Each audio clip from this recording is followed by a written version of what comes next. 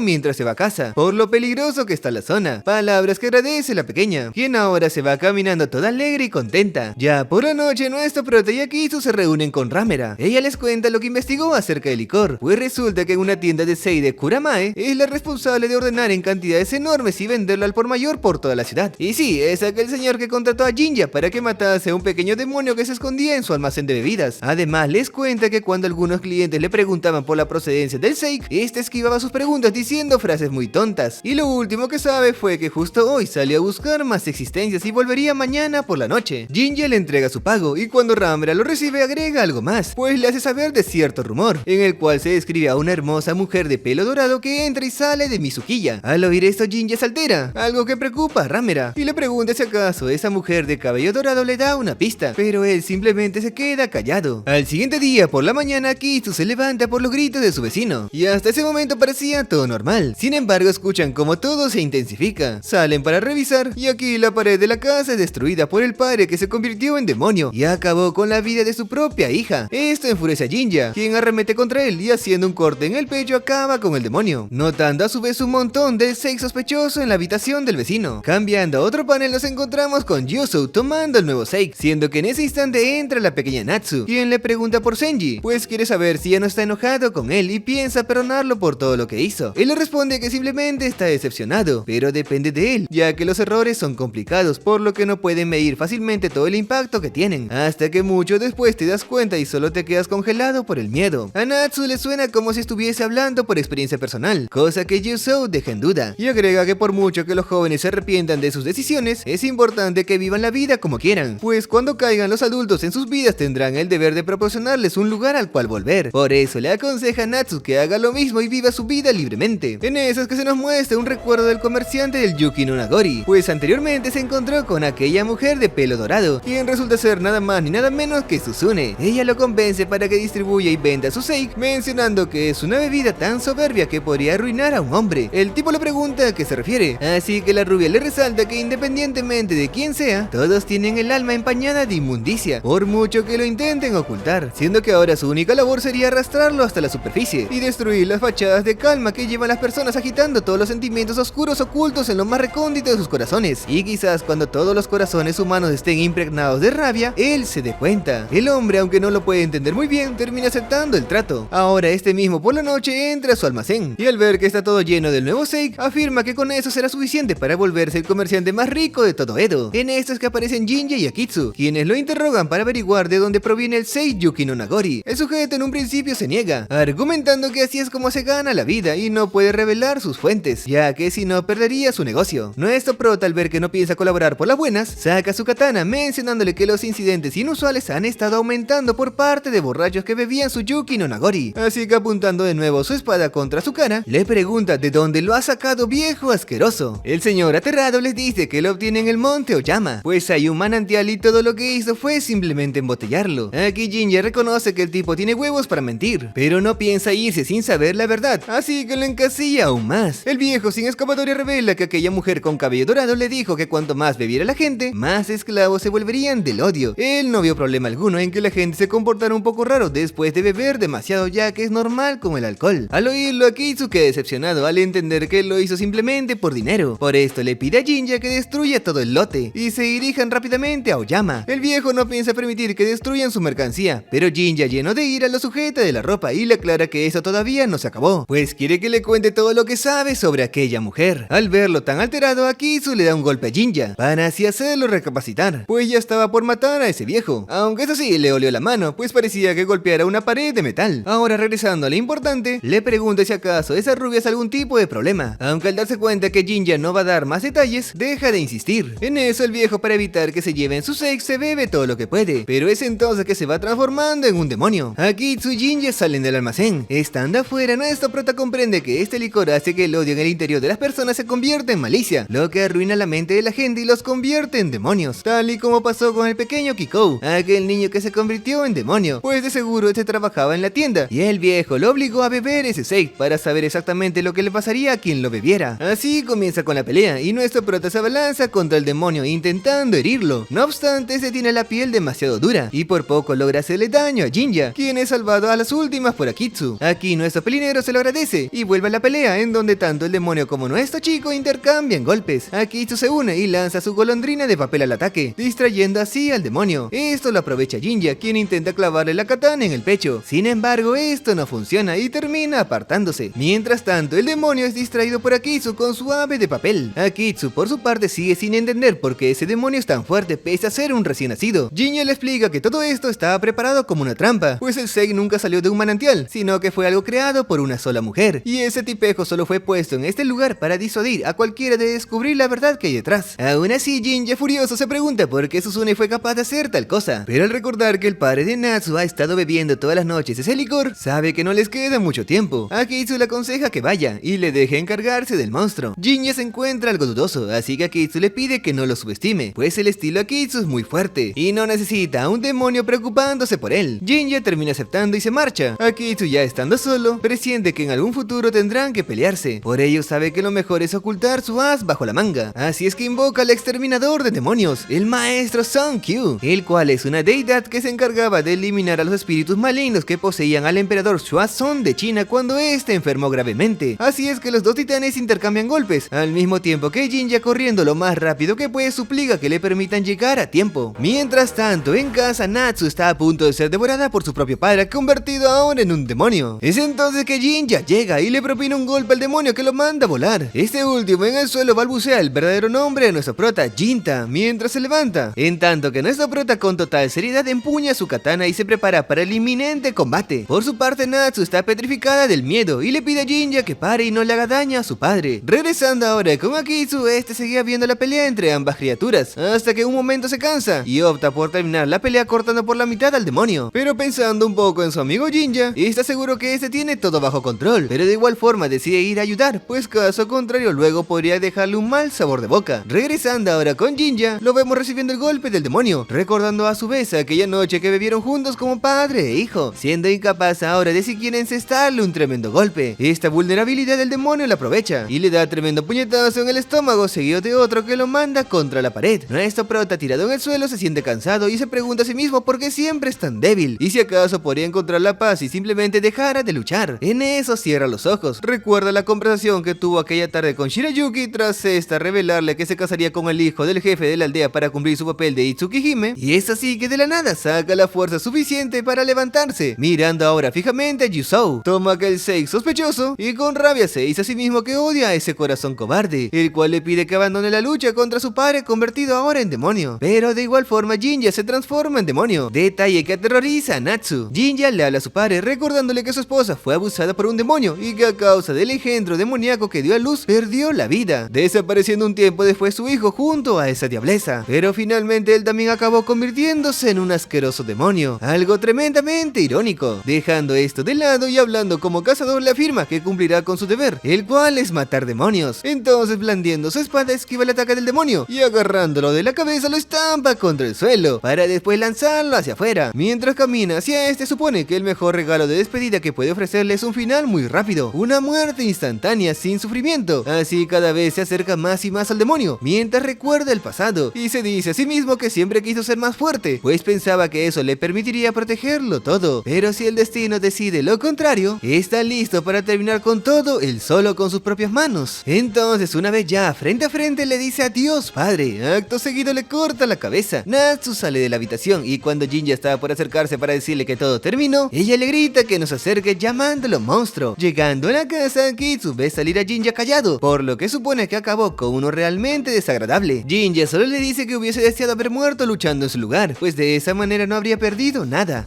Kitsu entiende que debe haber sido una situación bastante sombría para que hable así. Jinja confirma esto, mencionando que ahora solo tienen que arrancar de raíz la fuente del problema. Así los vemos partir rumbo a su nuevo destino. Aquí Kitsu le pregunta por el Yuki no Nagori, a lo que Jinja le responde con otra pregunta, y es que si acaso sabe cómo se elabora el shake normal. Kitsu fácilmente le responde que solo tiene que hacer un molde de koji con arroz cocido y echarlo en agua. Jinja confirma esto, así que le pide que suponga que el Yuki no Nagori se hizo de la misma manera. Akitsu se ríe, pues no le ve el sentido de que alguien meta un molde de koji en una fuente. Jinja le sugiere que esa persona quizás echó algo que no sea koji, pues ya de por sí existen licores con sabores, los cuales consisten en dejar que frutas y demás se empapen en la infusión para que sus sabores se impregnen en ella. Akitsu ahora comprende a lo que se refiere, pues ese sei fue infundido con algo que puede convertir a los humanos en demonios, y que la responsable de todo ello es la mujer de pelo dorado. Jinja se lo confirma, asegurando así que los restos de alguien que falleció prematuramente están en el fondo del manantial. Dicho eso, continúan caminando, pues ya se hizo de noche. Akitsu no puede más y se sienta un rato, pero en eso nota como hay unas flores blancas. Jinja se acerca y menciona que son amapolas Shirayuki, así le cuenta que cuando probó por primera vez ese sei le supo débil, pero al mismo tiempo nostálgico, aunque en su momento supuso que era natural para un sei nacido del odio. Sin embargo, con esto entiende que la realidad puede ser muy distinta, pues el Yuki no Nagori es remordimiento de ultratumba. Akitsu se inquieta por saber con cuánto rencor murió para que eso ocurriera. Nuestro prota le pide que no lo entienda de esa manera, pues si bien el sei terminó convirtiendo a la gente en demonios, eso no era lo que el cadáver pretendía originalmente. Ahí es que huelen algo, por lo que Jinja está a punto de decirle algo a Akitsu, pero este último le aclara que piensa quedarse a descansar y que el resto del viaje depende de nuestro prota. Jinja se lo agradece y continúa adentrándose. Al llegar ve un pequeño lago, se sumerge y al adentrarse aún más, entiende que eso es lo que quería ella, sacando del lago la vestimenta que alguna vez Shirayuki usó. Recuerda la noche en la que la perdió y comprende que a pesar de haberle robado su cuerpo, todavía lo desea a su lado. En eso el manantial se ilumina y reaparece Shirayuki, quien se disculpa con Jinja por causarle un gran dolor. Él le dice que es costumbre que empuñe su espada al servicio de Tsukihime. Ella se lo agradece y al mismo tiempo que va desapareciendo, Jinja aprovecha en decirle una última cosa, la cual ni el hombre cámara llegó a grabar, pero así por fin ambos se logran despedir, dejando de una vez por todas descansar a Shirayuki. Ya de regreso a Edo, nuestro pelinegro está sentado junto a Akitsu. Conversan un rato y Akitsu, antes de retirarse, menciona que debe volver antes de que su discípulo empiece a inquietarse. Ahora bien, si algún día Jinja se digna en ir a Kyoto, le pide que no dude en visitarlo, pues allá la gente lo guiará donde está él. Y dicho eso, se despide de Jinja. Ahora bien, como es de costumbre, nuestro prota se dirige al puesto de Kakesoba, en donde es recibido por Ofu y su padre. Luego de pedir su orden y terminar su plato, estaba por irse, pero ahí Ofu, notando que él está algo distinto, se ofrece a acompañarlo en parte de su camino a casa. En el transcurso, Ofu le pregunta si está bien, a lo que Jinja se disculpa por preocuparla, pero aquí la amable Ofu le recuerda que es uno de sus pocos clientes, por lo que es normal, aunque en un punto se detiene y le dice que ahí se separarán. Pero eso sí, antes de irse le pregunta si recuerda lo de la Daphne de invierno. Él en ese momento solo suspira, ella se retira y ya estando solo él menciona que claro que lo recuerda, pues las Daphne florecen tras sobrevivir al frío del invierno, representando así el presagio de la primavera. Aquí Jinja, mirando épicamente a la nada, se pregunta a sí mismo qué sería de él sin ella, sí, refiriéndose a Shirayuki. Tras esto pasamos con Susune, sí, la mujer de pelo dorado, quien presionando su propia mano tiñe el lago de sangre, fundiendo así su odio con el manantial, al mismo tiempo que agradece a Shirayuki, pues su cuerpo ha sido de utilidad y ahora ya puede descansar. Regresamos varios años atrás, al pueblo de Kadono, momento exacto en que se realiza una reunión con la Tsukihime. Debido a la proliferación de los demonios rondando el pueblo, el líder de la aldea decidió aumentar la vigilancia integrando otro centinela, quien no era otro que su propio hijo Kiyomasa. Este tiene algunas diferencias con Jinta, sin embargo nuestro prota no le toma importancia y sigue con su labor. Después de eso vemos a Jinta adentrarse al bosque en busca del demonio que ha sido avistado recientemente. Se pregunta qué hacer, si seguir río arriba o adentrarse más en el bosque. Lo ve arriesgado, pues una densa neblina cubre todo el lugar. En ese momento comienza a llover, así que acelera el paso, corre en dirección al bosque, pero vemos como un demonio lo acecha entre los árboles. Jinta se da cuenta, entonces el demonio salta al ataque. Jinta desenvaina su espada y contraataca. El demonio rápidamente lo esquiva, preparado para atacar. Jinta ve que tiene el aspecto de un simio, se quedan viendo cara a cara y el demonio inicia el combate. Da un salto y se abalanza contra nuestro Jinta. Este último evade su golpe, empuña su espada e intenta darle de lleno en el cuerpo. Sin embargo, el demonio lo esquiva. Jinta no se puede creer que también tenga la velocidad y acrobacias de un simio. Piensa en qué hacer, pero el demonio huye del lugar. Jinta lo persigue, pero es tanta la velocidad del demonio que lo pierde de vista. En eso escucha el ruido de entre los arbustos, así que se pone alerta, gira por todos lados buscando al demonio, pero este aparece desde atrás y lo atrapa, cayendo ambos a un barranco. El simio somete a Jinta contra el suelo, le pisa el brazo para que no pueda empuñar su espada y se ríe mientras lo ve fijamente, para finalmente dar un rugido que es escuchado por todo el bosque. Ahora cambiamos de panel. En la aldea Chitos estaba atendiendo a los clientes, pero en eso uno de ellos grita preguntando qué te pasó. Vemos a Jinta regresar malherido. Chitose corre en su ayuda, pero nuestro Jinta cae inconsciente. Por la noche, Jinta se reúne con Shirayuki en el templo. Todo es vigilado por una docena de hombres. Nuestro prota es atendido por la mina. Jinta aquí se disculpa por no lograr matar al monstruo. Y todo esto mientras aprovechaban en platicar un rato. Pero en eso escuchan el grito de una persona. Resulta ser el demonio que llegó al pueblo. Todos los hombres lo rodean, incluyendo Kiyomasa. Este queda asombrado al ver que tiene un monstruo enfrente suyo. El demonio rápido voltea a ver y lo ataca. Kiyomasa intenta hacerle frente, pero cae al suelo y solo puede aguantar con su katana. Aquí el demonio se ríe. Kiyomasa se enfurece y usando todas sus fuerzas se intenta levantar. En ese momento aparece Jinta. Le hace un corte al demonio, salvando así al mediocre centinela. De inmediato Jinta le pide encargarse de proteger a la Itsukihime y que no se meta en su pelea, ya que ese demonio es su presa. Ahora vemos a Jinta correr hacia el demonio y blandir su espada, pero ninguno de sus ataques acierta. Los demás hombres solo se quedan petrificados del miedo al margen de la pelea. Jinta continúa con sus intentos de encestar un solo ataque mientras se dice en su mente: no entiendo por qué estoy tan alterado. En ese instante el demonio deja de alejarse y plantándose firme intenta dar un golpe a nuestro Jinta. Jinta detiene el ataque, haciendo a su vez un corte en la palma del monstruo. En medio del forcejeo el demonio le menciona que no se preocupe por nada, al mismo tiempo que Jinta siente como cada vez se hace más fuerte y termina siendo empujado. El agotado se levanta y al ver al demonio siente como en su interior está la presencia de Kiyomasa, repitiéndole las mismas palabras de siempre. Jinta se queda perplejo blandiendo su espada, mientras que el demonio corre hacia él. Acá Jinta se da cuenta que ese demonio es capaz de explotar la debilidad de su corazón, pero afirma algo irritado cómo eso funcionará con él. En ese momento recuerda el juramento que hizo Shirayuki, el dejar de lado su propia felicidad y rezar en beneficio de todos los demás, motivo por el cual también prometió estar a su lado sin importar las circunstancias. Entonces con toda su furia arremete contra el demonio, empuja con todas sus fuerzas y corta por la mitad al demonio, acabando de una vez por todas con el problema. Luego de esto regresamos al presente. Jinja sale a caminar un rato y nos cuenta que desde que se convirtió en demonio, el tiempo fluye de una manera que parece demasiado lenta, pero eso no ha impedido que ninguno de los momentos fugaces de la vida sigan pasando y acumulándose sin cesar. Pasando a otro panel vemos a Miura inspeccionando una espada, la cual no termina de gustarle. El dueño lo entiende, así que le pide que le espere. Va en busca de otra y trae una caja. De esta saca una katana hecha por el herrero Kaneomi de la aldea Kadono. Miura desenvaina la espada y queda maravillado. El viejo le comenta que ese herrero era uno de los mejores maestros y solo hay 4 espadas especialmente notables entre sus obras. Pero eso sí, que no se confunda, pues realmente son espadas malditas. Cuenta que Kaneomi estaba confabulado con un demonio y forjó esas espadas utilizando su poder. Agrega que era un demonio que frecuentaba su taller y él acabó tomándola por esposa. Menciona también que él tenía una de esas, pero se la vendió a un criado del shogun a cargo de Aizu. Miura se encuentra curioso por la historia, así que le pregunta por el nombre de esa espada y el viejo le responde que se llama Yato no Mori Kaneomi. Ahora nos situamos en el año 1862. En una casa vemos a un criado junto a su esposa mirando con asombro la belleza de su espada maldita, pero de momento retornamos con nuestro prota. Él estando en la tienda de Ofu, aquí Miura le cuenta sobre la espada maldita y que un hombre llamado Mataroku Sugino, asistente del vasallo Aizu del señor Hatakeyama, en su residencia aquí en Edo la compró aparentemente hace 3 días. Todo esto le parece extraño a Jinja, pues argumenta que los asistentes como ese sujeto solo se encargan de trabajos ocasionales alrededor de la residencia, por lo que no tiene sentido que alguien de tal posición se moleste en comprar una hoja de Kadono y encima una espada maldita. Por ello siente algo de curiosidad. Miura se ofrece a llevarlo. Así lo vemos llegar a la mansión del señor Hatakeyama. En la entrada pregunta por alguien llamado Mataroku. Uno de los guardias sale, pero este duda en responder. Esto confunde a nuestros muchachos, pero ahí aparece un musculoso para preguntar qué sucede. El otro guardia le explica la situación. Entonces el grandulón les informa que ese sujeto ya no está en este lugar. Miura pregunta la razón, a lo que el grandulón le comenta que esa misma mañana el señor Mataroku asesinó a su esposa y huyó de la finca. Al enterarse de la noticia, Miura y Jinja pensaban en ir a buscarlo, pero el grandulón los detiene y les informa que su señor llamado Yasuhide desea reunirse con ellos. Nuestros muchachos acceden. Entonces lo vemos sentado frente al señor, quien se presenta como Yasuhide Hatakeyama. Este intenta sacar plática, pero Jinja le pide que se deje rodeos. Así Yasuhide le ofrece trabajar para él. Jinja rechaza la oferta, argumentando no ser digno de servir a un distinguido clan samurái. Yasuhide le resalta que ese no será un problema, ya que después de todo Tsuchura, refiriéndose al grandulón, es un hombre en circunstancias similares. El dueño de la finca agrega que actualmente Japón está haciendo un cambio drástico al relacionarse con potencias extranjeras y seguramente con el paso del tiempo, la era de los samuráis perecerá, pero por ese mismo motivo está reuniendo fuerzas para defender el reinado de Tokugawa y el orgullo de los samuráis. Le ruega a Jinja que se una a ellos y los ayude a proteger el status quo. Jinja agradece por considerarlo, pero firmemente rechaza su petición. El señor lo entiende, así que los deja marcharse, pero antes de que se vaya les cuenta que Mataroku estaba interesado en visitar un restaurante llamado Tomisen. Dicho esto, le pide al grandulón que los acompañe hasta la salida. Así lo vemos llegar a la puerta, pero antes Jinja le advierte a Tsuchura que si él y su amo planean usar demonios para infligir daño sin sentido a las personas, entonces probablemente tendrá que ponerse a ello. De igual forma, el grandulón mandulón, dejando relucir sus ojos demoníacos, le dice que por ahora dejará que se vaya según los deseos de su amo. Sin embargo, si alguna vez intenta interponerse en el camino de su señor, entonces no se detendrá y acabará con él. Así se echan unas miraditas bien potentes y después de eso se van. Ahora en la noche en el restaurante que Yusihade mencionó, vemos a Jinte y Miura esperando a que pase algo. Sin embargo, al ver que todo está muy tranquilo y no hay rastro alguno de Mataroku, salen a caminar. Acá se ponen a pensar un poco en el incidente de este y su esposa, indagan un poco entre las palabras de Hatakeyama y concluyen que todo lo ocurrido fue planeado anticipadamente por ese señor. Sienten asco al saber los métodos que está empleando. Así Jinja asegura que eso es razón suficiente para interferir. Pasamos con el asesino de esposas, Mataroku. Este anda caminando por la ciudad apreciando su nueva katana. Sediento de sangre, planea asesinar a su próxima víctima, el señor Suisan Takechi. Pero en ese momento aparece nuestra protagonista, afirmándole que llegó para ponerle fin a todo esto. El loquito se asusta, desenvaina su espada y comienza a atacar. Uno de estos ataques hieren a Jinja, pese a estar a una distancia considerable. Jinja, confundido, pregunta si acaso su corte voló por el aire, pero Mataroku vuelve a lanzar cortes y cortes, los cuales Jinja va esquivando a la par que se acerca. Llega hasta el enemigo y con el mango de la katana golpea al sujeto. A consecuencia de esto, Mataroku suelta la espada y cae al suelo. Con el enemigo abatido, Jinja guarda su espada, agarra la katana y descubre que esta fue imbuida con poder demoníaco. Decide averiguar más a profundidad, transforma su brazo demoníaco y usa asimilación. Con esto logra ver el pasado y la creación de dicha katana. Así vemos a su creador en el momento que la forjó junto a su esposa. Este compartía el ideal de que tanto los demonios como los humanos podrían coexistir en este mundo. Pero de repente todo cambia al momento exacto en que Mataroku asesinó a su esposa. Él solo miraba con horror lo que había hecho. Tras esto, Jinja regresa al presente y vuelve a guardar la espada. Al día siguiente le cuenta a Miura todo lo que vio. Este último lamenta que su alma se deformara por una espada maldita y asesinara a su esposa. Jinja lo corrige, pues la espada Yatanomori sí poseía un poder especial, el cual era corte celestial, lo que quiere decir que Mataroku apuñaló a su esposa simplemente porque ella estaba al alcance, pero aún así prefirió creer que fue la espada la que lo obligó a hacerlo. Miura comprende que Mataroku no iba a asesinar a Suisan por el bien del país, sino porque simplemente buscaba una excusa para matar a alguien, y Hatakeyama se la dio. Miura reconoce que es de admirar que nuestro protagonista se enfrentara a él y se negara a comprometer como vive. Por ello supone que también es la hora de que él decida su propio camino en esta vida. Le agradece por todo, y dicho esto se despide. Ahora pasamos al año 1863. Miura, como de costumbre, llega al puesto del Kakesoba, pero esta vez al entrar vemos a Jinja ayudando en la cocina. Cuando Miura se da cuenta de esto, se sorprende y le pregunta la razón de esto. Jinja le contesta que simplemente el dueño se ofreció a enseñarle, así que aceptó. Ofu y su padre lo felicitan e incluso le dice que con lo que sabe ahora podría abrir su propio local. Jinja agradece esto, pero les menciona que ya tiene que irse. Por la noche, Jinja va al templo Mizuho en busca del demonio que se rumoreaba. Al adentrarse se topa con un gigantesco lobo. Jinja lo reconoce como el demonio devorador de hombres. El lobo lanza un fuerte aullido que crea una barrera de fuego. Jinja se prepara para blandir su espada. Entonces el lobo crea bolas de fuego y se las lanza al pobre de Jinja. Aquí nuestro chico las esquiva, pero viendo que no le es posible acercarse se detiene, blande su espada y concentrándose usa corte celestial. Esta ráfaga de viento deja malherido al lobo. Jinja se acerca y le pregunta su nombre. Este le responde que se llama Yunagi. Dicho esto, Jinja se despide y usa asimilación, con lo que empieza a ver una ilusión, aunque también escucha brevemente el llanto de un bebé. Aquí él se encuentra de regreso en el puesto del Kakesoba. Todos lo reciben como de costumbre. Sin embargo, esta vez hay una mujer desconocida quien en sus brazos tiene un bebé. Por lo visto todos la conocen como Yunagi, la esposa de Jinja. El incrédulo a la vez sin comprender lo que pasa. Yunagi se le acerca, entonces Jinja le pregunta sobre quién es esa niña. Yunagi le responde que es su hija y todavía falta ponerle un nombre. Aquí el padre de Ofu le pregunta a la chica cómo logró ganarse el corazón de ese terco Ronin. La mujer responde que probablemente se deba a que se criaron juntos durante mucho tiempo. Empieza a contar que vivieron en el mismo pueblo y que en una colina con vista al río hizo su jugada. Todo esto deja atónito a Jinja, pues lo que está contando es lo mismo que vivió con Shirayuki en su niñez. Pero al terminar de contar, Yunagi aclara que todo es mentira. Así le pide a Jinja que la acompañe. Salen a caminar por el pueblo como si fuesen una familia de verdad. En ese transcurso Jinja se dio cuenta de todo, pero de igual forma decidió disfrutar. Fueron a un puesto de dangos. Yunagi le contó la historia de un anciano y una ancianita que criaron con amor a una hija muy amable y hermosa. Sin embargo, un día apareció un demonio, conocido como el Amanohaku, un tipo especial de demonio que puede mentir. Continúa contando que ese demonio mató a la niña y se puso su piel para tomar su lugar hasta que eventualmente se casó con un marido rico. Jinja reconoce este relato como la historia de Uriko Hime y el Amanohaku. Aquí Yunagi le pregunta si sabe por qué Amanohaku mató a Uriko Hime. Evidentemente Jinja reconoce que no sabe. Así Yunagi le explica que la Uriko Hime estaba destinada a vivir una vida cómoda con un futuro esposo adinerado. Entonces por envidia el Amanohaku la reemplazó. Intuye que tal vez ese demonio también era mujer. Pero bueno, así continúan con su día. Por la tarde van a una tienda y justo antes de terminar el día se dirigen al borde del río. Jinja le agradece por darle un hermoso día, pues en realidad sí hubo un tiempo en que solía soñar con una vida así, pasando sus días ociosamente con con la mujer de quien se enamoró, pero ahora solo puede imaginar lo dichoso que habría sido. Es en eso que le pide una última cosa, que lo llame por su verdadero nombre. Entre el silencio, Yunagi voltea y le dice su nombre, Jinta. Ella pregunta si acaso eso quería oír. Nuestro Jinja se lo agradece, y siendo sincero le comenta que actualmente está consumido por el arrepentimiento, pues si tan solo hubiese hecho un trabajo mejor, tal vez Shirayuki, su padre y Natsu tendrían un final distinto. Sumergido en el arrepentimiento le pregunta si acaso ese es su poder, o tal vez simplemente su tristeza emergiendo al primer plano, pero igual le resalta que desde un principio supo que ella no era el demonio que mentía, sino que el verdadero Amano Haku es él, pues resulta imposible que ella esté allí en primer lugar, ya que fue él quien la mató. Yunagi niega esto, pues verdaderamente ella nunca existió en ningún lugar, y todo lo que ha vivido, esos recuerdos e incluso su presencia, todo fue una mentira, pero a final de cuentas se alegra de que haya aparecido un alma bondadosa como él. Así se le acerca, le entrega al bebé en brazos y le encarga cuidarlo de ahora en adelante. Jinja la mira con incredulidad, pero Yunagi con una sonrisa le dice que no se preocupe, pues ella está segura de que podrá criarla bien. Tras estas palabras se despide, prometiendo volverse a ver algún día. Entonces el día acaba, al igual que la ilusión. Jinja regresa a la realidad abriendo los ojos. Nos explica que la habilidad denominada falsedad crea ilusiones que engañan a los demás, y todas las ilusiones están vinculadas con los recuerdos del usuario. Ese era el poder demoníaco de Yunagi. Absolutamente todo era una ilusión, pero en eso escucha el llanto de un bebé. Al acercarse comprende que nunca hubo un demonio devorador de hombres, sino que fue una mentira destinada a hacer que alguien se diera cuenta de que ese niño había sido abandonado. Toma en brazos al bebé y recordando cómo Yunagi solía decir que no le gustaban los bebés, le agradece, ya que pese a eso tomó el papel de una verdadera madre para ese niño. En su memoria decide llamarlo Nomari, como una flor que florece en la calma del atardecer. Viendo a la bebé promete que algún día le contará la historia de su madre, aquella mujer que fingió ser la Amano Haku. Al día siguiente, como si fuese un día normal, Jinja llega al puesto del Kakesoba con el bebé. Todos se sorprenden al verlo y le preguntan la razón de tener a ese bebé en brazos. Jinja mirando al bebé y recordando a Yunagi responde con una sonrisa que es su hija. Ahora pasamos al año 1864. Un grupo de samuráis caminaba por las calles tranquilamente, pero en eso un sujeto completamente extraño aparece, riéndose entre la niebla. Los samuráis intentan defenderse, desenvainando sus espadas. Sin embargo, el tipo no les da tiempo y acaba con los tres en menos de un minuto. Viendo a los samuráis, el sujeto menciona que están contaminados hasta los huesos. Dicho esto, se va del lugar mientras se ríe. Cambiamos de escena. En el puesto del Kakesoba, Jinja anda cuidando a su Nomari, junto a Ofu. De repente el padre de Ofu los interrumpe y le avisa a Jinja que alguien lo está buscando. Jinja sale con Nomari en brazos. Al ver que es Hatakeyama, le pregunta qué necesita de él. Hatakeyama responde que eso es obvio, pues hay un demonio que necesita que mate. Le explica que el nombre del demonio es Kichi Okada, un ex empleado suyo que lo ayudó a librar su país de los bárbaros, siendo este el guerrero más hábil entre sus filas por mucho. Sin embargo, han tenido un pequeño problema, y es que este estuvo matando a varios de sus compañeros samuráis, mujeres y niños. Hatakeyama le pide que lo detenga y evite que se produzcan más bajas. Jinja le pregunta por qué no se lo pide a Suichura. Entonces Hatakeyama le explica que Suichura y Kichi son camaradas, así que no puede pedirle que acabe con uno de los suyos. Esto le parece muy extraño a Jinja, por ello le cuestiona si realmente ese tal Kichi es un demonio. Hatakeyama se lo confirma, pero aclara que es un demonio inferior sin ningún poder especial. No obstante, su habilidad con una espada es tan grande que puede rivalizar incluso con demonios superiores en batalla, así que el tratar con él resultará complicado. Hatakeyama agrega que hará lo posible para que Kichi vaya al puente Dobashi mañana por la noche, y en caso de que Jinja acepte solo deberá ir hasta ese lugar. Platicado esto, se despide. En esa misma noche vemos a Hatakeyama y Suichura. En eso llega Kichi al lugar y le informa a Hatakeyama que cumplió con su misión de acabar con los samuráis que tramaban algo contra el shogunato. Aquí Hatakeyama le comenta que tiene una tarea para él. Kichi le pide más detalles. Entonces Hatakeyama le dice que se trata de alguien a quien encontrará como oponente digno. Es más, quizás ya haya oído de él, el feroz guerrero en Edo, conocido como el cazador de demonios. Ante esto, el asesino solo sonríe con interés. Por otra parte, Jinja andaba cuidando a su bebé mientras dormía. Al día siguiente, en el puesto del Kakesoba, Ofu estaba ayudando a Jinja a cuidar a la pequeña Nomari. Al terminar su plato, Jinja deja el pago y está por irse dejando a Nomari con Ofu, pero ella se ofrece a acompañarlo para caminar un rato. Durante el día los vemos pasar por una tienda para comprar cosas para la pequeña. Tras esto se detienen frente a unas flores. Aquí Ofu le menciona a Jinja que escuchó su conversación con Hatakeyama. Le pregunta si está dudando en asumir ese trabajo esta noche. Jinja explica que lo que le dijo Hatakeyama no tiene sentido, pues si uno de sus hombres se ha desviado, entonces es mejor mantenerlo en secreto y tratarlo dentro de su círculo íntimo. Así está seguro que Hatakeyama trama algo, pero tampoco quiere dejar que un asesino desequilibrado ande suelto por las calles. Admite que está perdido e incluso siente que se ha vuelto más débil. Ofu se ríe y le menciona que ahora no cree poder darle una respuesta satisfactoria, por ende mejor le sugiere que mantenga esa debilidad en mente, pues está muy segura de que llegará un día en que realmente le dará importancia. Jinja mira al cielo y viendo que el sol se está ocultando le dice dice que ya tiene que irse. Le entrega Nomari a Ofu y se despide. Por la noche en el puente que Hatakeyama le mencionó, Jinja ve como aquel sujeto quien parece ser Kichi Okada se acerca. Jinja desenvaina su espada y le dice que ha venido a cruzar espadas con él en una batalla. Kichi solo se ríe y pasados unos segundos comienzan con el combate. El asesino corre hacia Jinja, pero este bloquea su ataque. Rápidamente contraataca y Kichi, viendo su habilidad con la espada, reconoce que es muy bueno, aunque puede ver en él que está corrompido. Kichi ataca a Jinja, este último esquiva el ataque. Entonces el asesino, haciendo un movimiento de muñeca, logra hacerle un corte en el cuello a nuestro chico. Jinja se sigue defendiendo y cuando ambos se apartan, Kichi se ríe al ver que es alguien duro y que incluso supera sus propias habilidades físicas. Jinja por su parte piensa que ese tal Kichi es alguien inmortal y en caso de ser una batalla de pura habilidad, solo tendría una posibilidad de ganar en una de 10. Por ello tendrá que recurrir a otras técnicas, así es que a toda velocidad corre a atacar al enemigo, pero este bloquea sus ataques y aprovechando un descuido logra hacerle un corte en el cuerpo a Jinja. Nuestro prota malherido se cubre la herida. El sujeto le resalta que está manchado de arriba a abajo, pues es demasiado ineficiente tanto en mente como en cuerpo. Jinja por su parte le pregunta el propósito de sus asesinatos, ya que cuando escuchó sobre su serie de asesinatos, imaginó a Kichi Okada como un hombre sádico de violencia. Sin embargo, su habilidad con la espada refleja integridad, y eso no es algo fácil de obtener, ya que requiere años de entrenamiento tedioso con el que la mayoría de los hombres se cansarían. Por ello, no entiende cómo es que alguien tan sinceramente devoto al camino de la espada se emociona con la muerte. Pero aquí el rival le devuelve la pregunta y le cuestiona la razón de evitar matar a otros, pues las katanas son herramientas de muerte. Por eso no logra entender el sentido de su pregunta. Agrega que para hacer acero verdaderamente sólido, primero hay que eliminar todas las impurezas, o para hacer un shake delicioso, se debe utilizar agua lo suficientemente limpia como para ver a través de esta, algo que no es diferente a ellos, ya que cualquier exceso crea impureza. Le pregunta a Jinja si no está de acuerdo o si acaso él también lo llama escoria. Nuestro Jinja le responde que no lo puede hacer, ya que después de todo él tiene la sangre de muchos demonios que consumió en sus manos, para quedarse con su poder, pues creía que volviéndose más fuerte podría blandir su espada con total convicción. Ante esto, su rival le pide saber la razón de que su espada esté tan manchada. Jinja le cuenta que vive para cumplir su objetivo y nada más, o al menos eso creía, pues ahora se encuentra lidiando con un equipaje extra. Y tras otro intercambio de espadas, Jinja le pregunta el motivo de sus acciones. Kichi le revela que nació en una familia de samuráis, por lo tanto lo criaron para empuñar la espada, pero la única forma de empuñarla es matando. Añade que mucha gente encontró su fin en sus manos, hasta que finalmente lo comprendió. Mientras uno debe vivir como samurái para tener permitido portar una espada, apegarse al código Bushido es en realidad el mayor obstáculo para cortar a la gente, y aquellos que atribuyen tal insensatez como la lealtad, la fe y entre otras cosas a su espada están corrompidos. Por ende, él decidió desechar al guerrero que llevaba dentro, acabando con la vida de todos sus allegados. Pero curiosamente aquellos que van a tales extremos ya no son considerados humanos, y él terminó convirtiéndose en un demonio sin siquiera saberlo. Aquí el sujeto le pregunta a Jinja si acaso quería saber la razón de matar. Pues es fácil, desechó su humanidad para convertirse en un demonio, y ahora matar en búsqueda de una maestría suprema en el manejo de la espada. Con esto da por finalizado el tiempo de preguntas. Tras esto continúan con la pelea. En este último round, ambos blanden sus armas, y con el último intercambio de espadas se decide el combate. Jinja queda gravemente herido. Kichi guarda su espada y empieza a reír. Le menciona a Jinja que rara vez se encuentra con alguien tan habilidoso, pero nuestro chico, muy mal herido, le pregunta por qué no lo mata. Entonces su rival argumenta que pese a estar empapado en excesos que lo contaminan, su destreza con la espada es aguda y logró herirlo. Además, disfrutó enormemente luchar contra un guerrero tan contradictorio, por ello espera volver a enfrentarlo algún día, y cuando llegue ese momento, espera con ansias ver la respuesta que le ofrecerá su espada contaminada. Todo esto estaba siendo visto por Tsuchura, quien rápidamente corre para avisarle a Hatakeyama. Regresando con Jinja, este cae rendido al suelo desangrándose, y después de mucho tiempo lo vemos riéndose a carcajadas. Ahora cambiamos de época, regresamos a la actualidad. Miyaka entra a su trabajo en un mini market. En eso también aparecen Jinja y Asagao para molestarla. Miyaka nota que Asagao y Jinja se llevan muy bien. Asagao le dice que por supuesto, ya que después de todo se conocen hace más de 100 años. Después Jinja anda comprando Sake. El gerente le menciona que no es muy inteligente comprar alcohol mientras se hace pasar por un estudiante, pero de seguro se divierte viviendo la vida de estudiante de preparatoria. Jinja le resalta que él también se ve muy feliz como gerente de tienda. Kichi le aclara que solo tomó el trabajo de gerente para ganarse la vida, aunque admite que sí tiene sus momentos divertidos. Le pregunta a Jinja si ha encontrado algún significado en esa espada manchada suya. Jinja le confiesa que él siempre ha sido su ideal, tanto en ese entonces como ahora, cortándolo todo y dedicándose a una única idea, una vida tan pura que no pudo evitar admirarlo. Dicho eso, le avisa a Asagao que ya tienen que irse, aunque al abrir la puerta para retirarse, le menciona una última cosa: su espada manchada ciertamente tiene un filo desafilado, pero afortunadamente eso también significa que no corta a través de todo. Y bueno, esa es su respuesta. Tras decir eso, cierra la puerta y se va, mientras que Kichi, al escuchar todo eso, no puede evitar reírse.